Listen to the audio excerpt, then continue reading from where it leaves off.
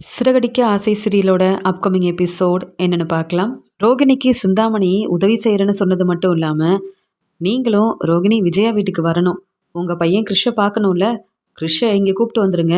உங்களுக்காக நான் வீடெல்லாம் ஏற்பாடு பண்ணி கொடுத்துருக்கேன். என் வீடு தான், சந்தோஷமாக இங்கேயே இருங்க அப்படின்னு ரோகிணி கிட்ட சொல்லிட்டு கிளம்பி போகிறாங்க சிந்தாமணி.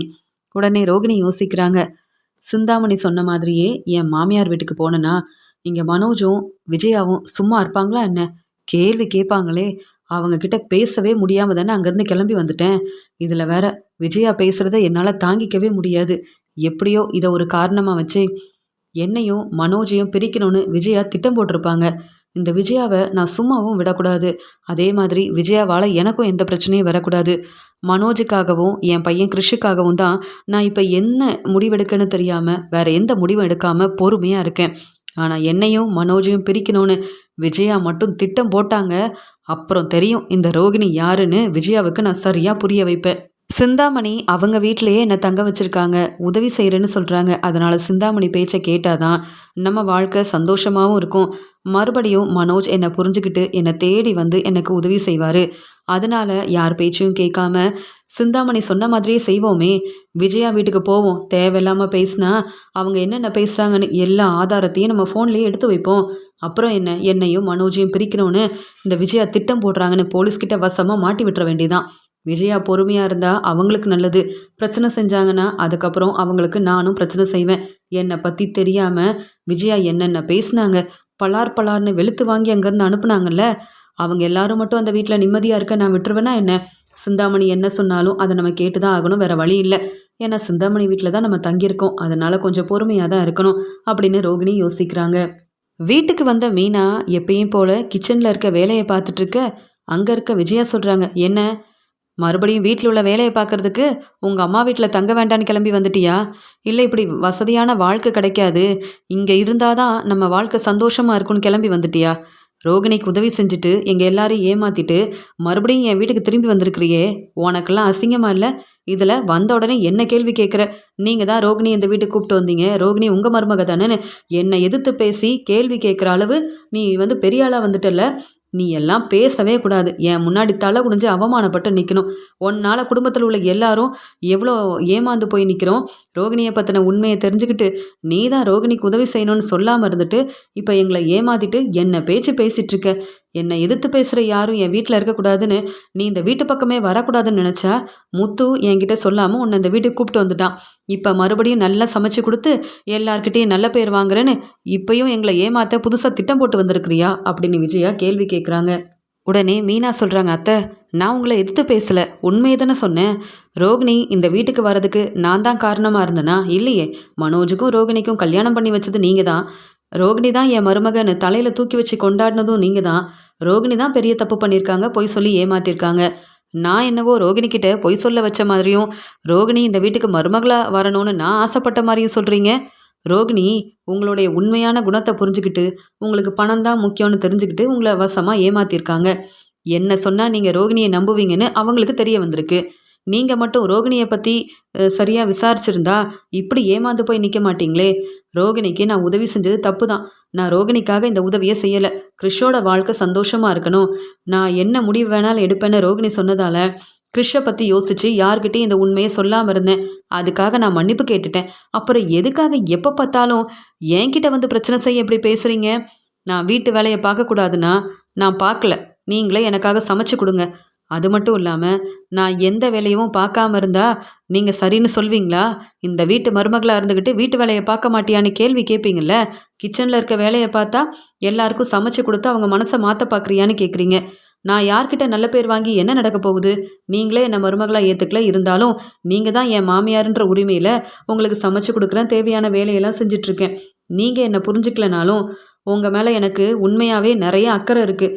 உங்களை நான் ஏமாற்றணும்னு நினைக்கல. மனோஜோட வாழ்க்கையில் இவ்வளோ பெரிய பிரச்சனை வந்திருக்கு.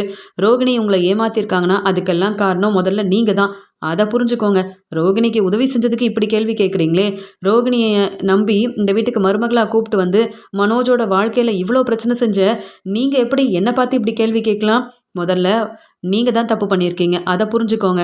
அப்புறம் என்கிட்ட வந்து பேசுங்க. நான் கிச்சன்ல வேல பார்க்குறதும், பார்க்காம இருக்கிறதும் என்னுடைய விருப்பம். ஏன்னா, இந்த வீட்டு மருமக நானு. நீங்க சொல்லி இதெல்லாம் செய்ய வேண்டிய அவசியம் எனக்கு இல்ல. இங்கேருந்து கிளம்பி போங்க. தேவையில்லாம பேசி பிரச்சனை செய்யணும்னு நெனச்சா, நானும் இப்படி தான் பேசுவேன். உங்கள எதிர்த்து பேசுறதுக்காகலாம் பேசல. உங்களுக்கு உண்மைய புரிய வைக்கிறதுக்காக பேசிட்டு இருக்கேன். புரியுதா? இன்னும் கேள்வி கேட்க போறீங்களா?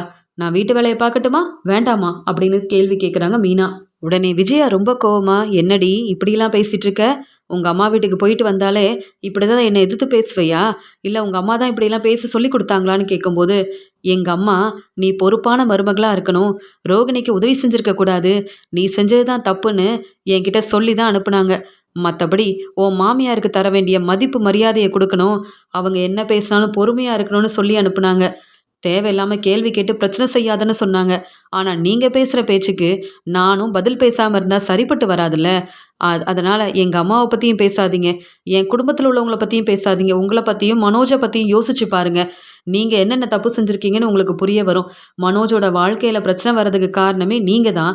நீங்க வந்து என்ன கேள்வி கேட்குறீங்க? ஏன்னா உங்க பக்கம் உண்மை இருக்கிற மாரி பேசினா தானே வீட்ல எல்லாரும் என் மேல கோவப்படுவாங்க. அதானே?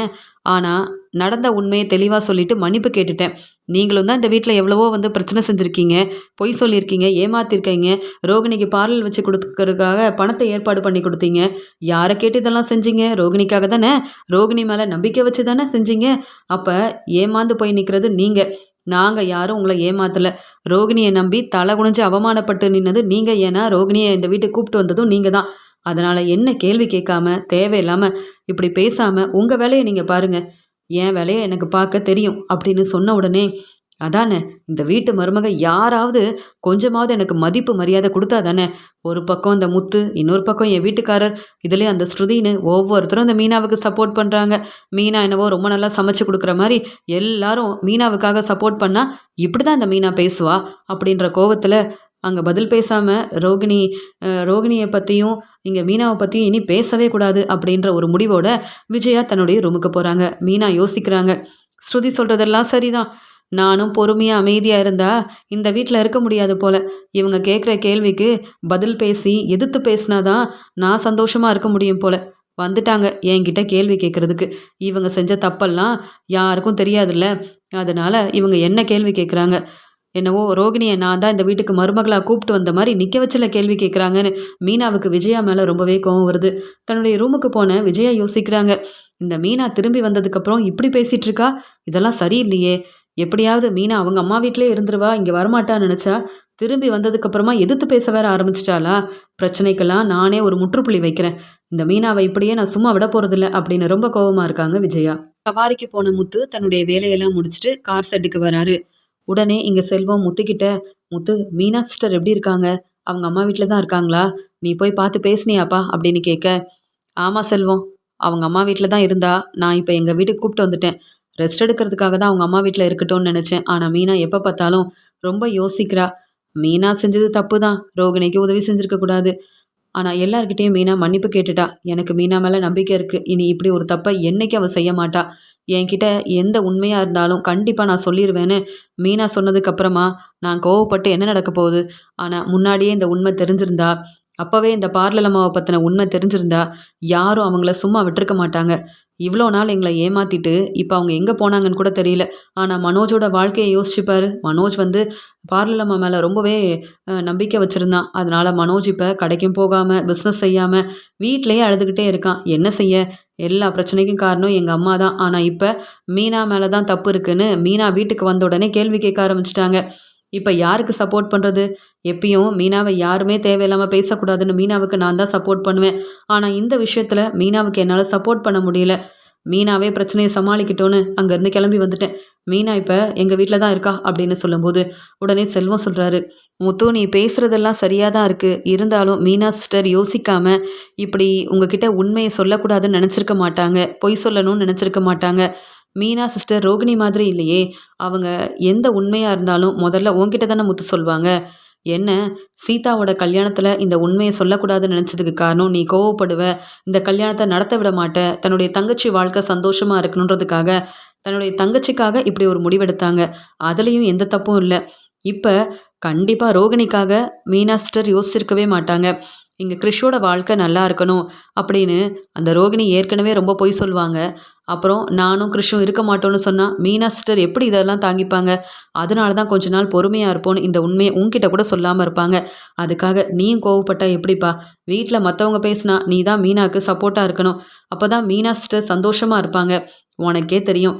காரணம் இல்லாம மீனா சிஸ்டர் இப்படி செஞ்சிருக்கவே மாட்டாங்கன்னு. அதனால நீ வீட்டுக்கு போய் நல்லா சாப்பிட்டு வா. இங்கேயே இருக்காத. உனக்காக மீனா சிஸ்டர் கண்டிப்பா சமைச்சு வச்சிருப்பாங்கன்னு சொல்லும்போது, இருந்தாலும் அப்பாவும், அம்மாவும் ரொம்ப மனசு வேதனைப்படுறாங்க.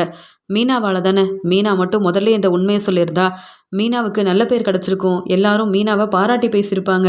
அதே சமயம் உண்மை தெரிஞ்ச உடனே எங்க அம்மாவும் ரோகிணிய சும்மா விட்டுருக்க மாட்டாங்க. இத்தன நாள் நாங்க ரோகிணியால ஏமாந்து போய் தானே நிக்கிறோம். அதான் என்னால தாங்கிக்க முடியல. அதுலயும் மீனா இப்படி உண்மைய சொல்லாம இருப்பா. ரோகிணிக்காக பொய் சொல்லுவான்னு நான் எதிர்பார்க்கவே இல்ல. மீனா தன்னுடைய வேலையில ரொம்ப நேர்மையா, உண்மையா இருப்பான்னு மீனாவ விட்டு குடுத்து பேசினதில்ல செல்வம். உனக்கே தெரியும்ல. அதனால தான் எங்க வாழ்க்கை ரொம்ப சந்தோஷமா இருந்தது. எனக்குன்னு பெரிய வருமானம் எதுவும் வரலனாலும், மீனா டெக்கரேஷனோட செய்றது, தனக்கு தெரிஞ்ச பிஸ்னஸ வந்து நல்லபடியா செய்றது, ஃப்ரூட் பொக்கே செய்றதுன்னு ஒவ்வொன்னையும் செய்யும்போது, மீனாவுக்கு நான் உறுதுணையா இருந்திருக்கேன். சப்போர்ட் பண்ணியிருக்கேன். இந்த வேலையெல்லாம் மீனா செய்யக்கூடாது, வேலைக்கு போக்கூடாதுன்னு எங்க அம்மா சொன்னப்ப கூட, மீனா கண்டிப்பா பூ குடுக்க போவா. தெரிஞ்ச வேலைய செஞ்சு மீனாவும் முன்னேறணும் அப்படின்னு சப்போர்ட்டா இருந்ததே நான் தானே. ஆனா மீனா இப்படி செஞ்சத என்னால ஏத்துக்க முடியலண்ணா. ஏன்னா, எங்க அப்பா ரொம்ப மனசு வேதனைப்படுறாங்க. வீட்ல உள்ளவங்க சரியா சாப்பிடாம இப்படி ஒரு பிரச்சனைய நெனச்சு கஷ்டப்படும்போது, நான் மட்டும் எப்படி சந்தோஷமா இருக்க முடியும்? அதெல்லாம் யோசிக்கும்போது மீனாவ மன்னிக்கவே கூடாதுன்னு தோணுது. இருந்தாலும் என் மனைவி மீனா மறுபடியும் இப்படி செய்ய மாட்டான்ற நம்பிக்கையில மீனாவ என்னுடைய வீட்டுக்கு நான் கூப்பிட்டு வந்துட்டேன் அப்படின்னு சொல்லும்போது, "பரவால்ல முத்து, எல்லாம் சரியாயிரும். மீனா சிஸ்டர் ரொம்பவே நல்லவங்கன்னு உனக்கும் தெரியும் முத்து, எனக்கும் தெரியும். வீட்ல உள்ளவங்களும் கண்டிப்பா அவங்கள புரிஞ்சுப்பாங்க. நீ முதல்ல கிளம்பு. நீ சாப்பிட்டா தான் மீனா சிஸ்டரும் சாப்பிடுவாங்க. ஏற்கனவே அவங்க ஹாஸ்பிட்டல் போயிட்டு வந்திருக்காங்க. அதனால நீ சாப்பிடாம இருந்தனா, நீ வருவேன்னு பார்த்துக்கிட்டே இருப்பாங்க. அவங்க சந்தோஷமா இருக்கணும்னா, முதல்ல வீட்டுக்கு கிளம்பு. அவங்க சமைச்சு வச்ச சாப்பாட சாப்பிடு முத்து.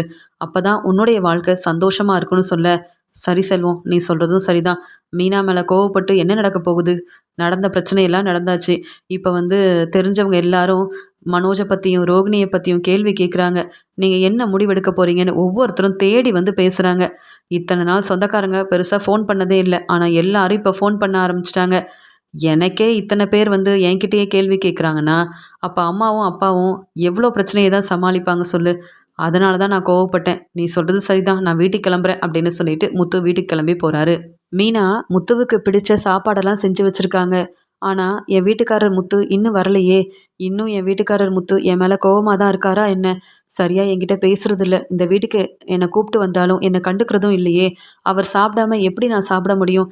எல்லா பிரச்சனைக்கும் காரணம் நான் தான். அதனால தான் என் வீட்டுக்காரர் இன்னும் வீட்டுக்கு வராம இருக்காரு போல. ஃபோன் பண்ணாலும் எடுத்து பேச மாட்டேங்கிறாரு. என்ன செய்ய? அப்படின்னு முத்து வரதுக்காக எதிர்பார்த்துட்டு இருக்காங்க மீனா. முத்து வந்து சாப்பிட்டா தான் நானும் சாப்பிடுவேன். இல்லையா, நான் சாப்பிட போறதே இல்ல. இந்த பிரச்சனைக்கெல்லாம் ஒரு முற்றுப்புள்ளி வைக்கணும்னு எப்படியோ ரோகிணிய பத்தின உண்மை எல்லாருக்கும் தெரிஞ்சிருச்சு. ஆனா ஒவ்வொருத்தரும் ரொம்ப கோவமா இருக்காங்களே! என்ன செய்ய? ஃபோன் பண்ணாலும் எடுத்து பேச மாட்டேங்கிறாரே! இன்னைக்கு சாப்பிட வருவாரா இல்லையான்னு தெரியலன்னு மீனா பார்த்துக்கிட்டே இருக்காங்க. கண் கலங்கி உட்காந்துருக்காங்க மீனா. அந்த சமயம் அங்க வந்த அண்ணாமலை, "என்னம்மா மீனா? நீ சாப்பிடாம இருக்கிறியேம்மா! நீ சாப்பிட வேண்டியதானே! வீட்ல ஒவ்வொருத்தருக்கும் என்ன வேணும்னு கேட்டு கேட்டு சமைச்சு குடுக்குற. எல்லாரையும் கூப்பிட்டு சாப்பிட வைக்கிற. நல்லா பரிமாறுற. ஆனா நீ சாப்பிடாம இருந்தா எப்படி மீனா? இன்னும் 2 நாள் உங்க அம்மா வீட்லயே இருந்துட்டு வந்திருக்கலாம். இந்த வீட்டுக்கு வந்த உடனே எவ்ளோ வேலைய தனியாவே பார்த்துட்டு இருக்க. உன்ன இந்த விஜயாவும் புரிஞ்சுக்க மாட்டிக்கிறா. அது மட்டும் இல்லாம, நீ முதல்ல சாப்பிடு. ரொம்ப முடியலன்னு ஹாஸ்பிட்டலுக்கு வேற போயிட்டு வந்திருக்கல்ல. நீ சரியா சாப்பிடணும்னு டாக்டர் சொல்லியிருக்காங்கல்ல. அப்புறம் எதுக்கும்மா முத்து வர வரைக்கும் சாப்பிடாம இருக்கணும்? அப்படின்னு அண்ணாமலை கேள்வி கேட்க, இல்ல என் வீட்டுக்காரர் வரட்டும். அவர் சாப்பிட்டதுக்கு அப்புறமா நான் சாப்பிட்டுக்கிறேன் மாமா. நீங்க போய் ரெஸ்ட் எடுங்க. நான் பார்த்துக்கிறேன்னு சொல்ல, மீனா, நீ இந்த வீட்டு மருமக. ஏதோ ரோகிணிய பத்தின உண்மைய நீ சொல்லாம இருந்துட்டேன்னு கோவப்பட்டாலும், உனக்காக எப்பயுமே சப்போர்ட் பண்ண நாங்க எல்லாருமே இருக்கோம். நீ ரொம்ப கவலைப்படாதம்மா. நீ வந்து நல்லபடியா முதல்ல நீ சாப்பிடு. முத்து வர வரைக்கும் நீ பார்த்துட்டு இருக்க வேண்டான்னு சொல்ல, என் வீட்டுக்காரர் வந்து சாப்பிட்டா தான் மாமா நானும் சாப்பிடுவேன். அவர் என் மேல இன்னும் கோவமா இருக்காரு. என்ன புரிஞ்சுக்க மாட்டேங்கிறாரு. உங்க எல்லார்கிட்டயும் நான் மன்னிப்பு கேட்டுட்டேன். ஆனாலும் என் மேலே கோவமா இருக்காருன்னா நான் என்ன செய்ய முடியும்னு சொல்ல. உடனே சரிம்மா முத்து வரட்டும். நீ தான் பேசி இந்த பிரச்சனைய வந்து சரி செய்யணும். வேற வழியே இல்ல. ஆனாலும் இந்த பிரச்சனைக்காக நீ சாப்பிடாம இருக்கக்கூடாதுன்னு அக்கறையா பேசிட்டு அண்ணாமலை அங்கேருந்து போக, அந்த சமயம் முத்து வராரு. "என்ன இன்னும் நீ சாப்பிடலையா?" அப்படின்னு கேட்கும்போது, "நீங்க வராம எப்படி சாப்பிட முடியும்னு?" கேட்க, "ஆமா, உண்மை தெரிஞ்ச உடனே என்கிட்ட வந்து சொல்லிட்ட. இப்ப மட்டும் என்ன ரொம்ப அக்கறையா பேசுற? உண்மையாவே என் மேல மதிப்பு, மரியாதை உனக்கு இருந்திருந்தா, அந்த உண்மைய சொல்லியிருப்பல்ல. பரவால்ல, அதெல்லாம் பேச இப்போதைக்கு எனக்கு விருப்பமே இல்ல. சரி நீ சாப்பிடுன்னு சொல்லும்போது, நீங்க சாப்பிட்டா தான் நான் சாப்பிடுவேன். என் மேல நீங்க கோவப்பட்டாலும் பரவால்ல, என்ன திட்டினாலும் பரவால்ல. ஆனா நீங்க சந்தோஷமா இருக்கணும். என்ன மன்னிச்சிருங்கங்க." அப்படின்னு மீனா மறுபடியும் கேட்க, உடனே முத்து இங்க மீனாவுக்கு சாப்பாடெல்லாம் வந்து குடுக்குறாரு. உடனே மீனாவும் சாப்பாடெல்லாம் எடுத்து வைக்க, முத்துவும் மீனாவும் ரொம்ப சந்தோஷமா அங்க சாப்பிட ஆரம்பிக்கிறாங்க. ஆனா இதெல்லாம் மனோஜ் வந்து பார்க்குறாரு. என்ன இவங்க மட்டும் இவ்ளோ சந்தோஷமா இருக்காங்க. ஆனா என் நிலைமை இப்படி இருக்கு. முத்து என்னதான் மீனா மேல கோவப்பட்டாலும், மீனாவ விட்டு குடுக்காம, மீனாவுக்கு எவ்ளோ சப்போர்ட் பண்றான். மீனாவ வீட்டுக்கு திரும்பி கூப்பிட்டு வந்து, இப்படி சாப்பாடெல்லாம் வேற போட்டு குடுக்குறான். 2 பேரும் சந்தோஷமா உட்காந்து சாப்பிட்டுட்டு இருக்காங்க. ஆனா அந்த ரோகிணி என்னை ஏமாத்திட்டாளே! வெளியில தல காட்ட முடியாம இப்படி நான் வீட்லயே இருக்கிறேன். அதுக்கெல்லாம் காரணம் ரோகிணி தானே! வேலைக்கு போ முடியல, கடைய கவனிக்க முடியல, பிஸ்னஸ் செய்ய முடியல. ஒவ்வொருத்தர்கிட்டயும் பணம் வாங்கியிருக்கேன். அந்த பணத்த எப்படி திருப்பி தரேன்னு தெரியாம நான் கஷ்டப்படுறேன். ஆனா மீனா, முத்து மட்டும் எவ்ளோ நிம்மதியா இருக்காங்க. அவங்களுக்கு என்ன பிரச்சனை? ரோகிணி என்ன தானே ஏமாத்தியிருக்கா. நான் தான் இப்ப வாழ்க்கையே இல்லாம இப்படி நிக்கிறேன்னு சொல்லி பார்த்துக்கிட்டே நிக்கிறாரு மனோஜ். அந்த சமயம் அங்க வந்த விஜயா, "மனோஜ் என்னப்பா நீ ரெஸ்ட் எடுக்கலையான்னு?" கேட்க, "அங்க பார்த்தீங்களாம்மா, ரவியும், ஸ்ருதியும் இந்த வீட்ல சந்தோஷமா இருக்காங்க. மீனா வந்து உண்மைய சொல்லாம இருந்தாலும், முத்து விட்டு குடுக்காம நம்ம வீட்டுக்கு மீனாவ கூப்பிட்டு வந்ததால, அவங்க 2 பேரும் அவங்க வாழ்க்கைய பார்த்துக்கிறாங்க. ஆனா என் நிலைமைய பார்த்தீங்களா? என்னதான் நீங்க எனக்கு ஒரு நல்ல வாழ்க்கைய அமைச்சு குடுக்கணும்னு நெனச்சாலும், ரோகிணி என்னை ஏமாத்துன உண்ம ஏமாத்துனது உண்மதானம்மா? அதெல்லாம் என்னால மறக்க முடியாதேம்மா." அப்படின்னு கண் கலங்கி பேசுறாரு மனோஜ். உடனே விஜயா பேசுறாங்க. "இல்ல மனோஜ், எப்படியாவது உன் வாழ்க்கை சந்தோஷமா இருக்கணும்னு நினச்சி ரோகிணியே கல்யாணம் பண்ணேன். ஆனா ரோகிணியால உனக்கு இவ்ளோ பிரச்சனை வரும்னு நான் எதிர்பார்க்கவே இல்ல. கண்டிப்பா உன் வாழ்க்கையில இருக்கிற பிரச்சனை எல்லாம் சரியாயிரும். இந்த மீனா மறுபடியும் நம்ம வீட்டு பக்கம் வரமாட்டா அப்படின்னு சந்தோஷமா இருந்தேன். ஆனா முத்து மீனாவ கூப்பிட்டு வந்துட்டானே! அவங்க 2 பேரும் சந்தோஷமா பேசி சிரிக்கிறத பார்த்துட்டு, நீ பொறாமப்படாத, கோவப்படாத, எல்லாம் சரியாயிரும். எதுக்கு நீ இவங்கள பார்த்துட்டு இருக்க? இன்னைக்கு சந்தோஷமா பேசுவாங்க. நாளைக்கே இவங்களுக்கு இடையில பிரச்சனை வந்துரும். இவங்கெல்லாம் சொன்னாலும் திருந்த மாட்டாங்க. நீ முதல்ல வா, நான் உன்னை கூப்பிட்டு போறேன்னு சொல்லிட்டு ஆறுதலா பேசி அங்கேருந்து கூப்பிட்டு போறாங்க விஜயா. அடுத்த நாள் இங்க விஜயா வீட்டுக்கு சிந்தாமணி வராங்க. விஜயா என்ன யோசிக்கிறாங்க, அவங்க இனி என்ன செய்ய போறாங்கன்ற உண்மையை தெரிஞ்சுக்கிறதுக்காக விஜயா கிட்ட பேசினா தானே அவங்க இப்ப எந்த நிலைமையில இருக்காங்க, என்ன முடிவெடுக்க போறாங்கன்னு தெரிய வரும். அதெல்லாம் தெரிஞ்சா ரோகிணிக்கு உதவி செய்கிறேன்னு சொல்லி விஜயாவோட வீடு நமக்கு வரதுக்கு ஏதாவது நம்ம செய்ய முடியும் அப்படின்னு விஜயாவை பார்க்கறதுக்காக போகிறாங்க சிந்தாமணி. அந்த சமயம் விஜயா சிந்தாமணியை பார்த்துட்டு, "என்ன சிந்தாமணி இங்கே வந்திருக்கீங்கன்னு?" கேட்க, "இல்லை மேடம், நான் நடந்த எல்லாத்தையுமே கேள்விப்பட்டேன். அது மட்டும் இல்லாமல் நீங்கள் வந்து ரொம்ப கஷ்டப்படுறீங்கன்னு தெரிஞ்சுக்கிட்டேன். உங்கள் பையன் மனோஜோட வாழ்க்கையில் ரோகிணி இப்படிலாம் பிரச்சனை செய்வாங்கன்னு நான் எதிர்பார்க்கல. உங்களை பார்த்து பேசிட்டு போனால் கொஞ்சம் ஆறுதலாக இருப்பீங்க அப்படின்னு பார்க்கறதுக்காகவும் பேசுறதுக்காகவும் வந்தேன். ஏன் மேடம் உங்கள் வீட்டுக்கு நான் வரக்கூடாதான்னு?" கேட்குறாங்க. "இல்லை சிந்தாமணி, நடந்த பிரச்சனையை பற்றி பேச எனக்கு கொஞ்சம் கூட விருப்பமே இல்லை. சொந்தக்காரங்க எல்லாரும் வீட்டுக்கு வந்து கேள்வி கேட்குறாங்க. தெரிஞ்சவங்க ஃபோன் பண்ணுறாங்க. அவங்கக்கிட்டேயே பதில் பேச முடியல. அதான் நடந்த உண்மை உங்களுக்கு தெரியுமே. ரோகிணி என்னை ஏமாத்திட்டு கிளம்பி போயிட்டா. மனோஜோட வாழ்க்கையில் பிரச்சனை செஞ்சுட்டு கிளம்பி போயிட்டா. இனி அந்த ரோகிணியை பற்றி பேச என்னங்க இருக்குன்னு?" கேட்கும்போது, "உங்கள் மருமக இனி இந்த வீட்டுக்கு வரப்போகிறதே இல்லையா? நீங்கள் வர விட மாட்டீங்களா? அப்போ மனோஜோட வாழ்க்கை என்னாகும்?" அப்படின்னு ரொம்ப அக்கறையாக கேள்வி கேட்குற மாதிரி பேசுகிறாங்க சிந்தாமணி. உடனே விஜயா சொல்கிறாங்க, "அதெப்படி எங்கள் எல்லாரையும் ஏமாற்றிட்டு பொய் சொல்லி எங்களை ஏமாத்தின ரோகிணி மறுபடியும் இந்த வீட்டுக்கு வர முடியும்? வந்தால் நான் சும்மா விட்டுருவேனா என்ன? அப்படியே வந்தாலும் ரோகிணியை நான் மருமகளாக ஏற்றுக்க போகிறதில்ல." மனோஜும் தன்னுடைய முடிவில் ரொம்பவே உறுதியாக இருக்கான். ரோகிணி ஏமாத்திட்டா, இனி ரோகிணியை ஏற்றுக்க முடியாது, என் வாழ்க்கையில் ரோகிணி இல்லவே இல்லைன்னு மனோஜ் முடிவெடுத்ததால நாங்கள் டிவோர்ஸ் நோட்டீஸ் அனுப்புறதுக்கு எல்லா ஏற்பாடையும் செஞ்சிட்ருக்கோம் அப்படின்னு சொல்லும்போது, "அப்படியா மேடம்? நீங்கள் சொல்கிறதெல்லாம் சரிதான். நீங்கள் ரோகிணியை தலையில் தூக்கி வச்சு கொண்டாடினீங்க. ரோகிணிக்கு எவ்வளவோ உதவி செஞ்சுருக்கீங்க, சப்போர்ட் பண்ணியிருக்கீங்க. ஏன் அந்த மீனாவை உங்களுக்கு பிடிக்கவே பிடிக்காது, ரோகிணி தான் என் மருமகன்னு என் முன்னாடியே ரோகிணியை பாராட்டி பேசியிருக்கீங்க. உங்களுக்கா இப்படி ஒரு நிலைமை வரணும்? இப்போ ரோகிணி வந்தால் நீங்கள் என்ன செய்வீங்கன்னு?" கேட்க, பலார் பலார்னு வெளுத்து வாங்கி இங்கேருந்து அனுப்பிடுவேன். ரோகிணிக்கு இனி இந்த வீட்டில் எந்த உரிமையும் கிடையாது. அதனால தான் எப்படியாவது ரோகிணிக்கு டிவோர்ஸ் குடுத்துறணும். ரோகிணி அ வந்து இனி இந்த வீட்டுக்கு வரக்கூடாதுன்றதுக்காக இப்படி ஒரு ஏற்பாட நாங்க செஞ்சுட்ருக்கோம் சிந்தாமணி." அப்படின்னு பேசிட்டு இருக்கும்போதே, இங்க வந்து சிந்தாமணியோட ஆளு வந்து இதெல்லாம் கேட்டுட்டு அங்க ரோகிணிக்கு ஃபோன் பண்றாங்க. "ரோகிணி, நீங்க வரணும்னு இப்பதான் சிந்தாமணி அக்கா சொன்னாங்க. நீங்க உங்க மாமியார் வீட்டுக்கு வந்து பேசுங்க. அங்க இருக்கிற துணியெல்லாம் எடுக்க வந்ததா சொல்லுங்க. அதுக்கப்புறம் அவங்க என்ன பிரச்சனை செஞ்சாலும் நீங்க பொறுமையா இருங்க. சிந்தாமணி அக்கா என்ன பேசணும், நீங்க என்ன செய்யணும்னு உங்களுக்கு சொல்லிக் குடுத்துருக்காங்கல்ல. உங்க மாமியார் வீட்டுக்கு அவங்க தானே வர சொன்னாங்க. நீங்க வாங்க. உங்க மாமியார் என்னதான் பிரச்சனை செஞ்சாலும், நீங்க ரொம்ப பொறுமையாவே இருக்கணும். புரியுதுல்லன்னு கேட்க, அதெல்லாம் சிந்தாமணி தெளிவா பேசிட்டாங்க. நானும் என் மாமியார் வீட்டுக்கு வந்துட்டுருக்கேன். நீங்க ஃபோன வைங்கன்னு சொல்லிட்டு, சிந்தாமணி யோசனை சொன்ன மாதிரியே ரோகிணி அங்க விஜயா வீட்டுக்கு வந்து நிக்கிறாங்க. இங்க விஜயாவும் சிந்தாமணியும் பேசிட்டு இருக்கும்போது ரோகிணி வந்ததால பேரதிர்ச்சியோட ரொம்பவே கோவமா பார்த்துட்டு இருக்காங்க விஜயா. "மனோஜ், முத்து, மீனா, ரவி, ஸ்ருதி" அப்படின்னு ரொம்ப கோவமா விஜயா ரொம்ப சத்தமா வீட்ல உள்ள எல்லாரையும் கூப்பிட ஆரம்பிக்கிறாங்க. ரோகிணிய பார்த்த கோவத்துல இப்படிலாம் செய்ய ஆரம்பிக்கிறாங்க விஜயா. உடனே அங்க வந்து அண்ணாமலை, "விஜயா என்னாச்சு?" அப்படின்னு கேட்க, "ஆமா, இவங்க சிந்தாமணி தானே, எதுக்கு இங்க வந்தாங்க?" அப்படின்னு அண்ணாமலை கேட்கும்போது, "என்கிட்ட பேசிட்டு போலாமேன்னு வந்தாங்க. நான் தான் பார்வதி வீட்டுக்கு போக மாட்டேன்ல, அதனால தான் பார்த்துட்டு போலான்னு இந்த ரோகிணியால வீட்ல நடந்த பிரச்சனைய பத்தி கேட்டுட்டு இருக்காங்க. அது மட்டும் இல்ல, அங்க பாருங்க நம்ம வீட்டுக்கு யார் வந்திருக்காங்கன்னு பாருங்கன்னு" விஜயா சொல்ல, எல்லாரும் பார்க்கும்போது ரோகிணி அங்க நிக்கிறாங்க. உடனே மனோஜ் ரொம்ப கோவமா, "அம்மா, என்னம்மா நடக்குது? எதுக்கும்மா அந்த ரோகிணி இங்க வந்திருக்கா? அம்மா, எதுக்கும்மா ரோகிணி இங்க வரணும்? யார் சொல்லி இந்த ரோகிணி இப்படிலாம் செஞ்சுட்டு இருக்கான்னு தெரியலையே.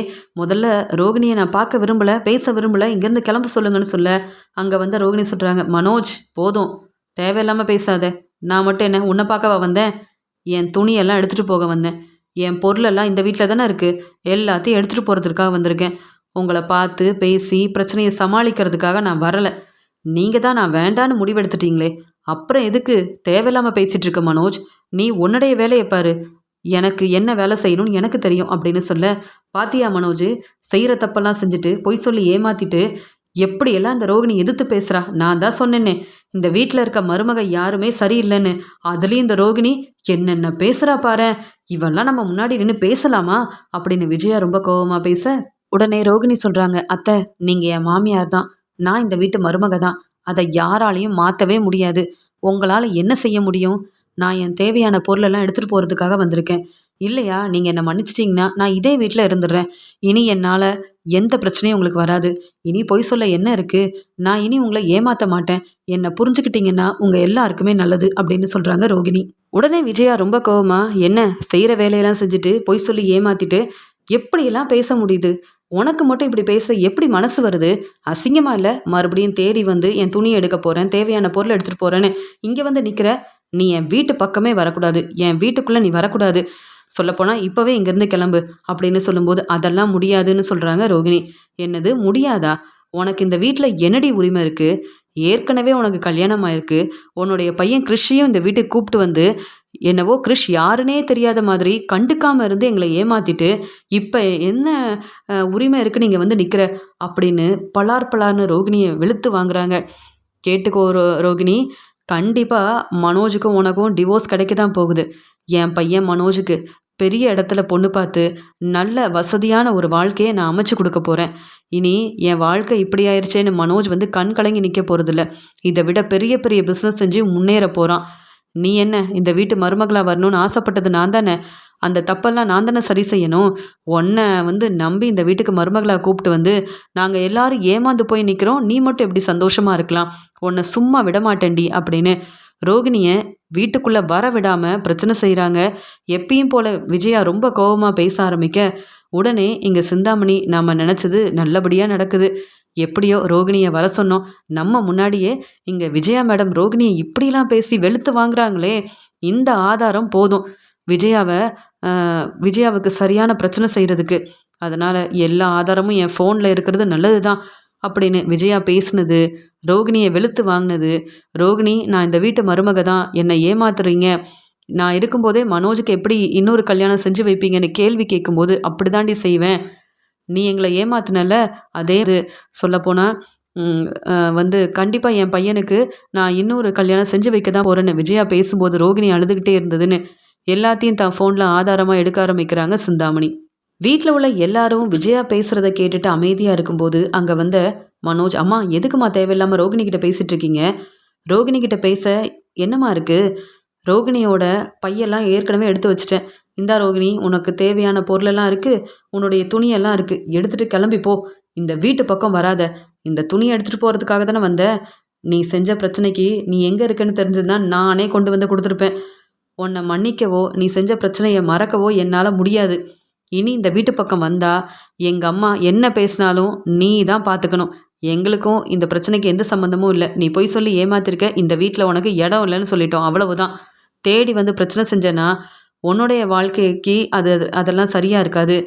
நீ சந்தோஷமாக இருக்கணுமா, இங்கேருந்து கிளம்பி போயிரு, அவ்வளவுதான் பேச முடியும். எங்கள் முகத்தில் முழிக்காதுன்னு சொல்லிடுறாரு மனோஜ். ரோகிணி சொல்கிறாங்க, மனோஜ் நீ ஏன் இப்படியெல்லாம் பேசுகிற? நான் உன் கூட இருந்தால் தான் உன் வாழ்க்கை சந்தோஷமாக இருக்குன்னு சொன்னேன். உன்னால தான் ரோகிணி பிஸ்னஸில் நான் நல்லபடியாக முன்னேறேன்னு பெருமையாக பேசினேன். இப்போ நான் இந்த வீட்டில் இருந்தால் உனக்கு சந்தோஷமாக இருக்காதா? உங்கள் யாருக்கும் நிம்மதி இருக்காதா? என்ன இப்படி பேசுகிறேன்னு கேட்க, போதும் போதும், பொய் சொல்லி ஏமாத்துறது நீ தான். உன்னை நாங்கள் ஏமாற்றவே இல்லை. கிளம்பி போறியா இல்லையான்னு சொல்லி அனுப்பிடுறாங்க. ரோகிணி அழுதுகிட்டே தன்னுடைய பையெல்லாம் எடுத்துகிட்டு அங்கேருந்து கிளம்பி வந்துடுறாங்க. இதெல்லாம் பார்த்துட்டு இருந்த சிந்தாமணி, மேடம் நானும் கிளம்புறேன். இப்போ தான் புரியுது நீங்கள் எவ்வளோ கஷ்டப்படுறீங்கன்னு. இருந்தாலும் இந்த ரோகிணி என்னெல்லாம் பேசுகிறா பாருங்களேன். மனோஜ் தம்பி, நீங்கள் தான் உங்கள் அம்மாவை பார்த்துக்கணும். எல்லாம் சரியாயிரும், நீங்கள் பொறுமையாக இருங்கன்னு சொல்லிட்டு ஆதாரத்தெல்லாம் வந்து எடுத்துட்டு, ஆதாரம் கிடச்சிருச்சு, இனி இங்கே எதுக்கு இருக்கணும்னு சிந்தாமணி கிளம்பிடுறாங்க. வீட்டுக்கு வந்த ரோகிணி அழுதுகிட்டே இருக்கும்போது அங்கே வந்த சிந்தாமணி, என்ன ரோகிணி, ஏன் இவ்வளோ பெரிய பிரச்சனை செஞ்சிட்டீங்க? உங்கள் மாமியாரை பற்றி தான் தெரியுமே. நீங்கள் உங்கள் துணியெல்லாம் எடுத்துகிட்டு வராமல் ஏன் எதிர்த்து பேசுனீங்க? விஜயா இனி உங்களை சும்மா விடுவாங்களா என்ன? நல்ல வேலை, நான் தான் உங்களை பார்த்துக்கிறேன், உங்களுக்கு வீடு ஏற்பாடு பண்ணி கொடுத்துருக்கேன்னு அவங்களுக்கு தெரியாது. உங்களையே வெளுத்து வாங்கிட்டாங்களே ரோகிணி. கண்டிப்பாக மனோஜ் மனசு மாற மாட்டார். நான் உங்களுக்கு உதவி செய்கிறேன்னு தெரிஞ்சா என்னையும் சும்மா விட்டுருப்பாங்களா என்ன? இருந்தாலும் நீங்கள் இப்போ இருக்கிற நிலைமைக்கு நான் உதவி செஞ்சு தான் ஆகணும். நீங்கள் கவலைப்படாதீங்க அப்படின்னு சொல்லும்போது, பார்த்தீங்களா என் மாமியார் மனோஜுக்கு வேற கல்யாணம் பண்ணி வைக்க போகிறாங்களாம். பெரிய வசதியான பொண்ணாக பார்த்து கல்யாணம் பண்ணி வைக்க போகிறாங்களாம். அப்போ ஏன் நிலைமை என்ன ஆகுறது? மனோஜை நம்பி என்னை மனோஜ் புரிஞ்சுப்பாருன்னு நம்பி தானே இந்த கல்யாணத்தை நான் பண்ணேன். ஆனால் இப்போ அவங்க பேசுகிறதெல்லாம் கேட்டுட்டு வீட்டில் மற்ற எல்லாரும் அமைதியாக இருக்காங்க. யாருமே எனக்கு சப்போர்ட் பண்ணலை பார்த்தீங்களான்னு சொல்ல, ரோகிணி நான் ஒன்று சொல்கிறேன், தப்பாக நினைக்காதீங்க. என்கிட்ட உங்கள் மாமியார் பேசின எல்லா ஆதாரமும் இருக்குது. நீங்கள் ஏன் போலீஸ்கிட்ட உதவி கேட்கக்கூடாது? இந்த ஆதாரத்தை வந்து அவங்கக்கிட்ட கொடுத்தீங்கன்னா உண்மை என்னன்னு தெரிஞ்சுப்பாங்க. நீங்கள் பொய் சொன்ன விஷயம்லாம் ஏற்கனவே அவங்களுக்கு தெரியும். நான் வந்து எனக்கு கல்யாணம் ஆயிடுச்சு, எனக்குன்னு ஒரு பையன் இருக்கான்னு சொல்லி தான் மனோஜை கல்யாணம் பண்ணேன். இப்போ அவங்க அம்மா பேச்சை கேட்டுக்கிட்டு மனோஜ் நான் இந்த உண்மையெல்லாம் சொல்லவே இல்லைன்னு பிரச்சனை செய்கிறாரு அப்படின்னு போலீஸ்கிட்ட நீங்கள் அவங்கள மாட்டி விட்டுட்டீங்கன்னா தானாக தேடி வந்து உங்களை அந்த வீட்டுக்கு மருமகளாக கூப்பிட்டு போக நிறைய வாய்ப்பு இருக்குல்ல. நீங்கள் அந்த வீட்டுக்கு மறுபடியும் நான் போனேன், அவங்கக்கிட்ட மன்னிப்பு கேட்டேன், என்னை மருமகளாக ஏற்றுக்கோங்கன்னு சொன்னேன். யாருமே ஏற்றுக்க மாட்டேங்கிறாங்க. இனி என் வாழ்க்கை என்ன ஆகும்னு நீங்கள் அழுதுகிட்டே கேள்வி கேளுங்க. அப்புறம் பாருங்க என்ன நடக்குதுன்னு. மனோஜையும் விஜயாவையும் வெளுத்து வாங்கி அங்கே கூப்பிட்டு போயிடுவாங்க. அவங்க வெளியில் வர முடியாது, உள்ளே தான் இருக்கணும்.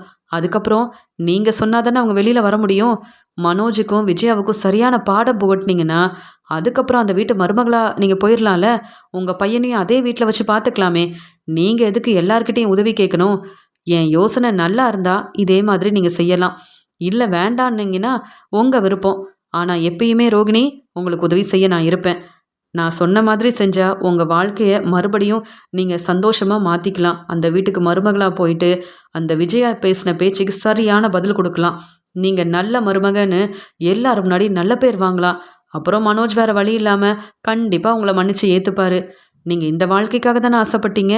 அப்புறம் எதுக்காக இன்னும் பொறுமையாக இருக்கணும்? வேணும்னா பாருங்களேன், உங்கள் மாமியார் பேசுனது, உங்களை வெளுத்து வாங்கினது, அந்த வீட்டுக்குள்ளே வரக்கூடாதுன்னு பேசுனது, நீங்கள் அழுதுகிட்டே பேசின எல்லா ஆதாரமும் என்கிட்ட இருக்குது. இந்த ஆதாரம் போதாதான் என்ன? உங்கள் பக்கம்தான் உண்மை இருக்குன்னு புரிய வைக்கிறதுக்கு அப்படின்னு சிந்தாமணி வேணும்னே திட்டம் போட்டு இப்படிலாம் வந்து ரோகிணி கிட்ட சொல்லும்போது உடனே ரோகிணி சொல்கிறாங்க, பரவால்ல. எனக்கு வீடு மட்டும் குடுக்கல. எனக்கு நீங்க வந்து மறுபடியும் என் வாழ்க்கை கிடைக்க இவ்ளோ பெரிய உதவி செஞ்சிருக்கீங்க. இந்த ஆதாரம் போதுமே! நீங்க சொன்ன மாரியே நான் செய்றேன். போலீஸ்கிட்ட உதவி கேட்கிறேன். சிந்தாமணி, நீங்க செய்ற இந்த உதவிய நான் மறக்கவே மாட்டேன். நான் கூட இப்படியெல்லாம் செய்யணும்னு யோசிக்கவே இல்ல. மனோஜ் சந்தோஷமா இருந்தா போதும்னு மட்டும் தான் நெனச்சேன். ஆனா விஜயா பேசுற பேச்சுக்கு சரியான பதில் குடுக்கணும்னா, எனக்கு வேற வழி தெரியல. நீங்க சரியான நேரத்துல நல்ல யோசனை சொல்லியிருக்கீங்க. அப்படின்னு இங்க சிந்தாமணிக்கு நன்றி சொல்றாங்க ரோகிணி.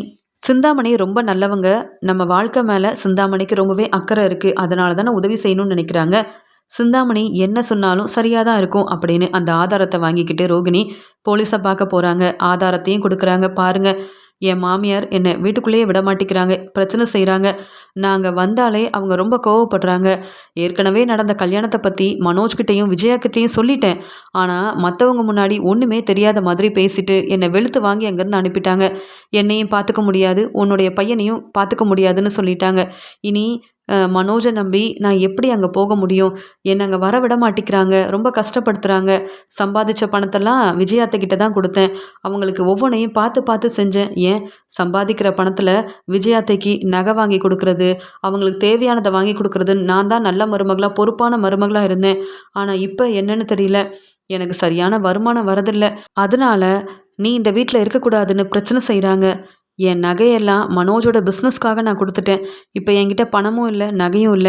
அந்த வீட்டுக்கு நீ நல்ல மருமகளும் கிடையாது. உன்ன மருமகளா ஏத்துக்க போறதும் இல்லன்னு பிரச்சனை செஞ்சு அனுப்பிட்டாங்க. இந்த ஆதாரத்த பார்த்தீங்கன்னா உங்களுக்கே தெரிய வரும்னு பார்த்த உடனே, ஆமா, உங்க மாமியார் என்னென்ன பேசியிருக்காங்க.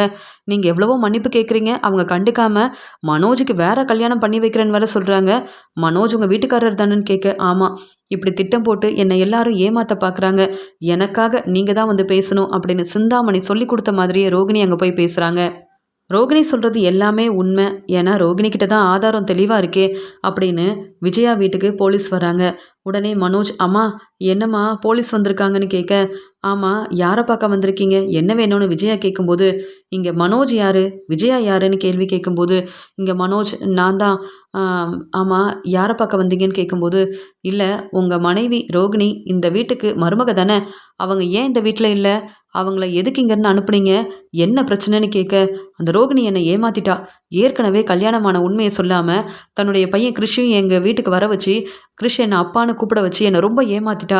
நான் இப்போ வெளியில் தலை காட்ட முடியல. ஏற்கனவே கல்யாணமான உண்மையை சொல்லியிருந்தா ரோகிணி இப்படி ஏமாத்துவான்னு உண்மை தெரிய வந்திருந்தா நானே இந்த கல்யாணத்தை செஞ்சுருக்க மாட்டேன். இப்போ அந்த ரோகிணி எங்களை ஏமாத்திட்டா, எப்படி நான் ரோகிணியை ஏற்றுக்க முடியும்? அந்த கோவத்தில் இங்கேருந்து அனுப்பிட்டோம். என்ன, அந்த ரோகிணி மறுபடியும் உங்களையும் ஏமாத்திட்டாளா, பொய் சொல்லிட்டாளான்னு கேட்க, இந்த ஆதாரத்தை பாருங்க, அதுக்கப்புறமா பேசுங்கன்னு சொல்லிட்டு ரோகிணி கொடுத்த ஆதாரத்தை எல்லாரும் முன்னாடியும் வந்து புரிய வைக்கிறாங்க. ஆமாம், ரோகிணி எங்கள் வீட்டுக்கு வந்தா துணியெல்லாம் எடுத்துகிட்டு போகணும்னு சொன்னா, அதான் உள்ளே வர வேண்டான்னு சொன்னேன். இதில் என்ன தப்பு இருக்குது, எங்களை ஏமாற்றிட்டு அப்புறம் எங்கள் பொருளெல்லாம் எடுத்துகிட்டு போயிட்டானா, நாங்களும் ஏதோ கொஞ்சம் நகை வச்சுருக்கோம், பணம் வச்சுருக்கோம், இந்த ரோகிணியை நம்ப முடியாது. அதனால தான் மனோஜ் வந்து ரோகிணியோட பொருளெல்லாம் கொடுத்து அனுப்பிட்டான்.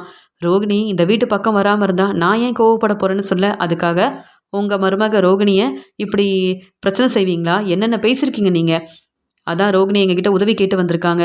ரோகிணி ஏற்கனவே கல்யாணமான உண்மையை உங்ககிட்ட சொல்லியிருக்காங்கல்ல, அப்புறம் எதுக்காக இப்போ ரோகிணி பணம் கொடுக்க முடியாமல் இருக்க பணத்தை கேட்டு பிரச்சனை செய்கிறீங்க? ரோகிணியை பற்றி புரிஞ்சுக்கிட்டு தானே, விசாரிச்சு தானே கல்யாணம் பண்ணீங்க. அப்புறம் என்ன பிரச்சனை உங்களுக்குன்னு கேட்க, இல்லை, ரோகிணி சொல்கிறது எல்லாமே பொய் தான். ரோகிணி சொன்னது எல்லாமே உண்மைன்னு நம்பி நாங்கள் ஏமாந்து போய் நிற்கிறோம். ரோகிணியை பற்றின உண்மை எங்களுக்கு எதுவுமே தெரியாது. ஏற்கனவே பெரிய பணக்கார வீட்டு பொண்ணு, எங்கள் அப்பா மலேசியாவில் வேலை பார்க்குறாரு, பெரிய பிஸ்னஸ் செய்கிறாரு அப்படின்னு மனோஜோட பிஸ்னஸ்க்கு என்னால் உதவி செய்ய முடியும், எங்களுக்கு நிறைய சொத்து கிடைக்கும்னு ரோகிணி போய் சொன்னான். அதெல்லாம் உண்மைன்னு நம்பி கல்யாணம் பண்ணி வச்சு இப்போ நாங்கள் ஏமாந்து போய் நின்னோம். அது மட்டுமா, இப்போ பார்த்தா தான் தெரியுது, ரோகிணிக்கு ஏற்கனவே கல்யாணம் ஆயிருக்கு, ரோகிணிக்கு அம்மா இருக்காங்க, ரோகிணியோட பையனும் எங்கள் வீட்டில் தான் இருந்திருக்கான்னு எங்களுக்கு இப்போ தான் தெரிய வந்தது. அப்புறம் எப்படி நாங்கள் கோவப்படாமல் இருக்க முடியும்னு சொல்ல, நீங்கள் பேசுகிறத கேட்க முடியாது. ஏன்னா ரோகிணி வீட்டுக்கு வந்தப்ப அந்த பேச்சு பேசியிருக்கீங்க உங்கள் பையன் மனோஜுக்கு. இப்போ பிஸ்னஸில் நிறைய பிரச்சனை இருக்குது. ரோகிணியால் அங்கே 30 லட்ச ரூபா பணத்தை கொடுக்க முடியல. அதனால நீங்கள் மறுபடியும் மனோஜுக்கு பணக்கார வீட்டு பொண்ணாக பார்த்து கல்யாணம் பண்ணி வைக்கணும்னு நினைக்கிறீங்க. ஏன்னா அவங்களையும் இப்படி ஏமாத்தலான்னு பார்க்குறீங்க, அதானே? அதெல்லாம் நடக்க நாங்கள் விட மாட்டோம். முதல்ல கிளம்புங்க. நீங்கள் பேசுகிறதெல்லாம் உண்மைன்னு நம்பிட்டு இருக்க முடியாது, நம்பவே முடியாது அப்படின்னு சொல்லி விஜயாவையும் மனோஜையும் போலீஸ் அங்கேருந்து கூப்பிட்டு போகிறாங்க. உடனே மனோஜ், என்னம்மா ரோகிணி மறுபடியும் இப்படிலாம் செய்கிறா அப்படின்னு அழுதுகிட்டே அங்கேருந்து கிளம்பி போகிறாரு. உடனே ரோகிணி சொல்றாங்க, "நான் உங்க வீட்டுக்கு வந்ததுக்கு காரணம் தெரியாம இருந்தீங்கல்ல. இப்படி நான் மறுபடியும் வந்தா எல்லாரும் கோவப்படுவீங்க, பிரச்சனை செய்வீங்க. இந்த வீட்டுக்கு மறுபடியும் மருமகளா வர்றதுக்கு எனக்கு ஏதாவது ஒரு ஆதாரம் தேவைப்படும். எனக்கு பிரச்சனை செஞ்சவங்க எல்லாருக்கும் சரியான பாடம் புகட்டணும்னு நெனச்சேன். எனக்கு ஆதாரம் கிடைச்சிருச்சு. அதே மாதிரி மனோஜும், விஜயாத்தையும் பேசின பேச்சுக்கு சரியான பதில் குடுத்துட்டேன். இனியாவது எல்லாரும் என்ன புரிஞ்சிருப்பீங்கன்னு நெனைக்கிறேன். எனக்கு டிவோர்ஸ் நோட்டீஸ் அனுப்பணும்னு நெனச்சாலும், உங்களுக்கு தான் பிரச்சனை வரும். மனோஜ் என்ன ஏத்துக்கணும். என்ன மருமகளா விஜயாத்த ஏத்துக்கணும். டிவோர்ஸ் நோட்டீஸ் அனுப்புறது என்னையும் மனோஜையும் பிரிக்கணும் அப்படின்னு யாராவது நெனச்சீங்கன்னா, உங்களுக்கு தான் பிரச்சனை வரும். ஏன்னா இந்த ஆதாரம் எப்பயும் என்கிட்ட தான் இருக்கும். அதனால இனியாவது என்கிட்ட பிரச்சனை செய்யாதீங்க. என்ன புரிஞ்சுகிட்டு என்ன மருமகளா ஏத்துக்கோங்க. அத்தை, நீங்க இப்ப கூட என்ன மருமகளா ஏத்துக்கிட்டீங்கன்னா, நான் உங்களுக்காக கண்டிப்பா போலீஸ் கிட்ட பேசுவேன். நீங்க மறுபடியும் இந்த வீட்டுக்கு வரலாம். ஆனா, இந்த வீட்டு மருமகளா நான் இருக்கணும். என்ன ஏத்துக்க முடியாதுன்னு சொன்னா, என்னைக்குமே மனோஜும் நீங்களும் வெளியில வரவே முடியாது. இன்னும் தேவையில்லாம எங்க மாமியார் பிரச்சனை செஞ்சாங்க. பணம் கேட்டாங்க. நகைய கொண்டு வர சொன்னாங்கன்னு, அதுக்கப்புறம் உங்கள பத்தி நான் சொல்ல ஆரம்பிச்சேன். நீங்க இந்த வீட்டு பக்கமே வர முடியாது. என்னென்ன பேசுனீங்க. இப்போ உங்க நிலைமைய பார்த்தீங்களா? அப்படின்னு ரோகிணி விஜயா கிட்ட கேள்வி கேட்க, என்ன இந்த ரோகிணி இப்படிலாம் பேசுறான்னு விஜயா யோசிக்கிறாங்க. என்னையும் மனோஜையும் போலீஸ் கிட்ட மாட்டி விடணுன்றதுக்காகவே என்னுடைய வீட்டுக்கு ரோகிணி திட்டம் போட்டு வந்து இப்படி ஒரு வேலைய செஞ்சுட்டாளே அப்படின்னு ரோகிணியோட திட்டத்தையும் புரிஞ்சுக்கிட்டு, உண்மையான குணத்தையும் புரிஞ்சுக்கிட்டு, என்ன செஞ்சாலும் சரி, ரோகிணி இனி என்னுடைய மருமகளே கிடையாது அப்படின்னு ரோகிணி மேல ரொம்ப கோவமா இருக்காங்க விஜயா.